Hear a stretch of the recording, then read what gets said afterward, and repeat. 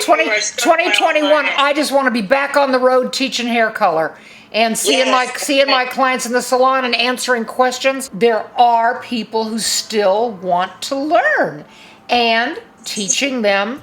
When it's somebody's interested and they want to learn, that's a real happy thing for me. Yeah, we're always learning from you, Beth. Thanks. Always. Thanks. I have so much more. I have all new shit to share too, honey. Then I sometimes wonder, how deep do I go? Because I can go, there are a few of us who, when I go really deep, really get it, you know? Now, what I learned is a color chart is a guide. Now, when I wrote my Beth Minardi stuff, I wrote it myself with color experts like Charlotte and Buddy and Sherry and a few other people.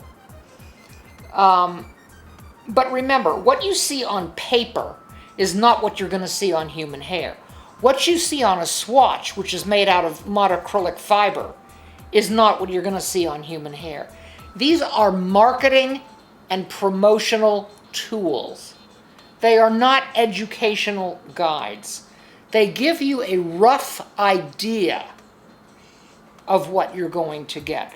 So here's what I did to teach myself, and this is going to cost you a little money, but don't buy cheap swatches to teach yourself because they've been exposed to formaldehyde.